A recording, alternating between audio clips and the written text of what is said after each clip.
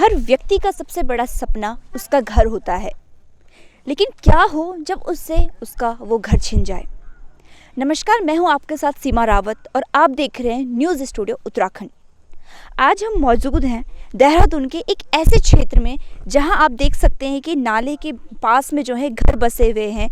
काफ़ी हंसता खेलता एक छोटा सा गांव यहां पर बसा हुआ है, लेकिन कुछ समय पूर्व ही इनके पास में एक ऐसा नोटिस पहुंचा है जिससे ये सब के सब हताश निराश महसूस कर रहे हैं। क्या है मुद्दा, बताते हैं। आप देख सकते हैं मेरे पीछे जो ये मकान है, इस मकान के जो मालिक हैं और इससे आसपास लगे हुए जितने भी घर हैं, यहाँ पर एक नोटिस जो है जारी हुआ है कि जल्द से जल्द जो है इन मकानों को खाली कर दिया जाए।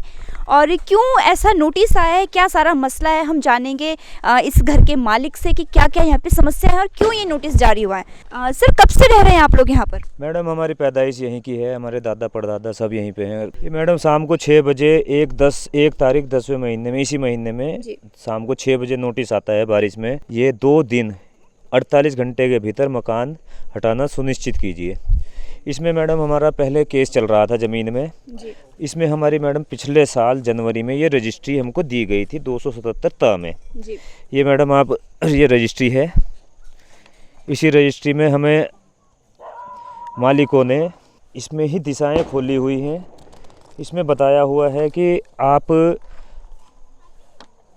यहाँ पे आपका नंबर है। ये हमारी सब भाइयों की रजिस्ट्री है जो हमारा दान पत्र बना हुआ है जी। हमें यहाँ पे ज़मीन देने के बाद हमारे पीछे उन लोगों ने खूंटे गाड़ दिए, तार बाड़ अपनी कर दिए। हम लोग उधर कभी नहीं गए हैं। अब वही हमें नहीं पता उन्होंने या किसने, ये एक हाई कोर्ट से ऑर्डर की आड़ में ये एक ऑर्डर बता रहे हैं जी, किसी ने PIL डाली और इसकी आड़ में हमारे घर को तोड़ने आ रहे हैं। हमारे पास इसकी रजिस्ट्री है, पहले से मकान बना हुआ है। हमारे कोई पेपर देखने के लिए तैयार नहीं है। यहाँ से हमको कहा जाता है आप नगर निगम में दिखाइए, नगर निगम में जाते हैं आप तहसील में जाइए, तहसील में जाते हैं पटवारी हमसे बात नहीं करते हैं। वो कहते हैं कि आप खाले में हो। खाला हमारे घर से 100 फीट दूर पे है। ये नक्शे में हमने पहले भी चेक कराया, ये हमारा नक्शा है, ये यहाँ पे नाला है और ये हमारा नंबर यहाँ पे है 277 त। हम 277 त में पहले से बैठे हैं। खेतीबाड़ी हमारे बड़ों ने की है, हम उसी ज़मीन से बाहर नहीं है। अब कोई अधिकारी हमारी बात सुनने के लिए तैयार नहीं है। परसों से मेरी तबीयत ख़राब है, सिर में दर्द है, रात को नींद नहीं आ रही है। घरवाली की तबीयत अलग ख़राब है।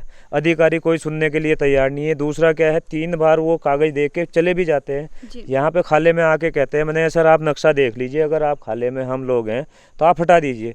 वो कह रहे हैं, उनके पास उसी समय किसी अधिकारी का फ़ोन आता है, आप इस ज़मीन को सिंचाई विभाग के बता के तोड़ दीजिए। उन्होंने कहा सर मैं नहीं तोड़ूंगा, आप सिंचाई विभाग को यहाँ भेज दीजिए। इन लोगों के पास रजिस्ट्री है, दाखिल वो नक्शा है, सब कुछ सामने है, मैं नहीं तोड़ूंगा ऐसे। हमने उन्हें कहा सर हम आपके साथ गलत नहीं करना चाहते हैं, आप अधिकारियों से नपवा तो लीजिए। लेकिन वो लोग यहाँ पे ना तो नपवाने के लिए तैयार हैं। हमारे छोटे छोटे बच्चे हैं, गाय भैंस हमारे साथ में, कहाँ जाएंगे, ठंड की मौसम है। और अगर हम जाने के लिए भी तैयार हैं, हम गलत हैं तो आप हटा दीजिए। आप पेपर में देख तो लीजिए, 27 जनवरी 2021 की रजिस्ट्री देहरादून में रजिस्टर्ड है। ये सब की इसमें ID लगी हुई है, इसमें नक्शा लगा हुआ है, फर्द वगैरह सब कुछ हमारे पास है। लेकिन दिखाएं किसे? हमारे लिए तो जीना मरना एक बराबर हो गया है, हम कहाँ जाएं? हमारे पास तो जो मैं ये हाई कोर्ट में डाल चुका हूँ, इसको देखने के लिए कोई तैयार नहीं है। हाई कोर्ट के आदेश मानने के लिए कोई तैयार नहीं है। हमें डराया जा रहा है। ये हमने वहाँ से वो निकलवाई है, हाई कोर्ट के जो ऑर्डर हुए हैं। इसमें ना तो कोई डांडा लखोंड का नाम है, ना ही कहीं हमारा नंबर है, ना हमारा नाम है। फिरोज अली गलत बैठा है, उसका कोई ऑर्डर नहीं है इसमें। आप ये देख सकते हैं, ये इसकी डेट है 31 अगस्त 2022। ये आप देख लीजिए, इसमें ऑर्डर हुआ है MDDA के लिए, नदी खाले के लिए। हम कहीं भी, आप यहाँ पे खड़े हैं, घर पे 50 मीटर दूर है यहाँ से, 100 मीटर दूर यहाँ पे से नाला है। आप इसमें आप देख लीजिए, या कोई अधिकारी देखे ईमानदारी से कि हमारा इसमें नाम है। ये MDDA में सांठ गांठ करके, अधिकारियों से सांठ गांठ करके, पटवारी से सांठ गांठ करके बस हमको यहाँ से हटाना है। और हमें ये पूरा जो मामला नज़र आ रहा है कि सिर्फ यहाँ से मुसलमानों को हटाना है, क्योंकि प्रॉपर्टी डीलरों की इस एरिए से ज़मीनें नहीं बिक रही हैं हमारे यहाँ पे रहने से। हम तो खेतीबाड़ी वाले लोग हैं, जानवर पालने वाले लोग हैं जितने भी यहाँ पे हैं, और ये ज़्यादातर नोटिस जो हैं मुसलमानों को ही आ रहे हैं मैडम। आप बताइए हम क्या करें। ये हमारे छोटे छोटे बच्चे हैं यहाँ पे, हम कहाँ जाएं इनको लेके। बकरी है, गाय भी आने वाली है, कहाँ लेके जाएंगे इसके ठंड के मौसम में।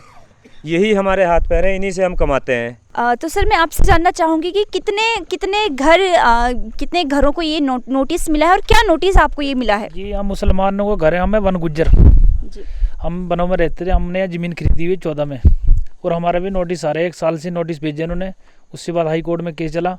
अब एक नोटिस 2 दिन में खाली करने का नोटिस भेजा इन्होंने। हमारी रजिस्ट्री हो रखी है, ये रजिस्ट्री हमारी जी यूसुफ नाम से रजिस्ट्री हो रखी है। तो ये कह रहा है यहाँ में आते हैं, कभी मशीन लेकर आते हैं, कभी कुछ लेकर, कभी डीलर लोग आते हैं, कर यहाँ से हटाओ, धमकी देते हैं हमें। वन गुज्जर जंगल की साइड में हमने एक ज़मीन ले रखी है और कहते हैं यहाँ से हट जाओ नहीं तो तुमको मारेंगे, यहाँ से भाग जाओ। कभी कुछ कई बातें कहते हो।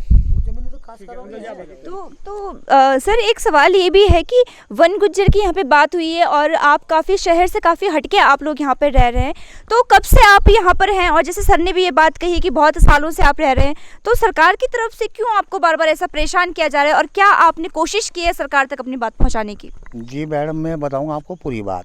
जी मेरे दादा का नाम था रब्बल, उनके पिता का नाम था सैनी, मेरे पिताजी का नाम है अब्दुल मजीद और मेरा नाम है असगर।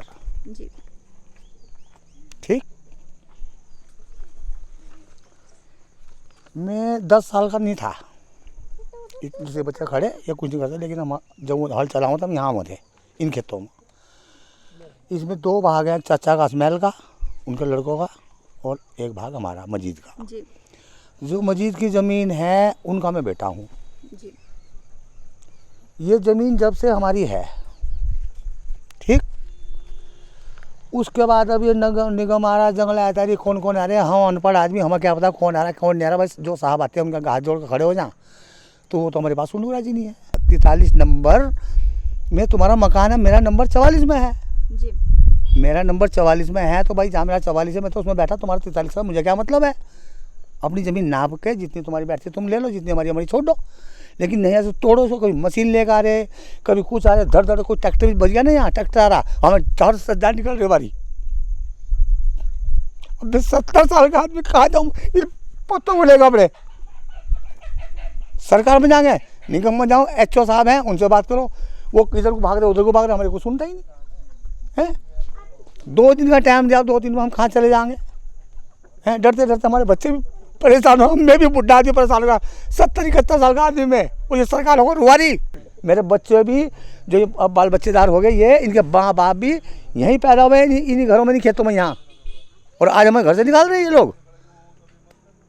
अब क्या पता कि कौन, मैं किसी का नहीं कह सकता कौन के पीछे है, भूमि डीलर, ये चुपके बाढ़ के पीछे खड़े, तोड़ो तोड़ो तोड़ो तोड़ो। अरे साहब लगा दो ना मशीन। अब वो फ़ोन में बात कर रहे हैं, वो बड़े साहब खड़े, हम क्या कह सकते उनके सामने? वो कह रहे जी अभी बोलो हैं साहब, अब बताओ। ये मैं इनकी बेटी हूँ, इन्होंने ना हमें टारगेट कर रखा मैडम बस, और ये हमारे परदादा जी की ज़मीन है। तो ऐसा आप कह रहे हैं कि टारगेट कर रखा है, तो क्या आपको क्या लगता है कि क्यों आप ही लोगों को टारगेट कर किया जा रहा है? हम तो जानते नहीं कुछ। खेती बाड़ी है जी हमारी, जी ये दिख रही इनको खाली, जी उसने कहा तुम इसको लूट लो, इसको लूट के प्रॉपर्टी बना के अपनी, और जो भाव बिकेगी तो हम सहनसा है। ये मैम पटवारी भी इसमें साजिस्तान आ रहा है, उसने इतनी ज़मीन ऊपर पड़ी हुई है, कहीं नहीं नापा हमारे उसमें, बस उसने ऐसे 2-3 बार फीता लगाया, उसने बोला कि हाँ यही वो ज़मीन है। मैंने उसे बोला, मैंने कहा आप चेक तो करो इसमें नक्शे में तो देखो कहाँ है। नहीं, कह रहे यही ज़मीन, अब यही घर टूटेंगे तुम्हारे, चाहे तुम कुछ भी कर लो, यही घर टूटेंगे तुम्हारे। मैं सर हुआ भी कुछ, फिर पैसे पूछो कि मैंने कहा हमारे पास नहीं, हमें नहीं, तो दिहाड़ी मजदूरी वाले आदमी, हम कहाँ से पैसे देंगे आपको। तो उन्होंने वहाँ पे बदतमीजी करी पापा के साथ भी। फिर उधर को यहाँ से चले गए, वहाँ जाके वो 2-3 लोग खड़े हुए थे, वहाँ पे पूरी गाड़ियाँ खड़ी हुई थी, उनके साथ उन्होंने बातचीत की, वो चले गए। अगले दिन यहाँ नगर निगम वाले आ गए, ये परेशान कर रहे हैं हमें इसी तरीके से आके। तो सर मैं आपसे ये जानना चाहूँगी कि प्रशासन जो है लगातार एक गुमराह करने की कोशिश कर रहा है, साजिश जो है, आप क्या कहोगे इस बारे में? ये 21 साल से हमारे को नोटिस पर नोटिस दे रहे हैं और हमारे को धमकी दे रहे हैं मारने की, कह रहे यहाँ से भाग जाओ, कभी मशीन लेके आ जाते हैं। और हम बहुत गरीब थी, अपनी भैंसें बेच के हमने बड़ी मुश्किल से वहाँ से 2016 में वहाँ ज़मीन ली, और हमारे को धमकी दे रहे। हम पहले जंगलों में रहते थे, गुज्जर अनपढ़ है, हम कोई जानते नहीं है, और हमारे लिए रोज़ जीना हराम हो रखा, हमारे बच्चे खाना पीना हमारे को कोई हजम नहीं हो रहा। मैं बीमार पेट से गिर गया था, और मेरे कमर में दर्द, चला मेरे नहीं जाता, कभी वहाँ कोर्ट में भगा रहे, कभी वहाँ भगा रहे, कोई हमारी सुनाई नहीं दे रहे कि वहाँ चली जाओ, उसके पास चली जाओ। अनपढ़ आदमी है, हमारे को कोई पता नहीं, पहले जंगलों से निकाल दिए, बड़ी मुश्किल से आ गए यहाँ पर, थोड़ी सी ज़मीन अपने गुजारे के लिए ली, उसमें भी हमारे को रहने नहीं दे रहे। हम कहाँ जाएँ, अभी छोटे छोटे हमारे बच्चे हैं, गाय भैंस पालते हैं हम, और हमारे कोई नौकरी नहीं है हमारी, ना छोकरी है, क्या कर सकते हैं हम, हमारा कोई चारा नहीं, कोई सरकार हमारी नहीं सुनाई दे रही। जी। तो आप देख सकते हैं कि कैसे किस तरह से जो है प्रशासन लगातार इन लोगों को परेशान, एक तरफ से हम बोल सकते हैं कि एक परेशान करने का काम कर रही है।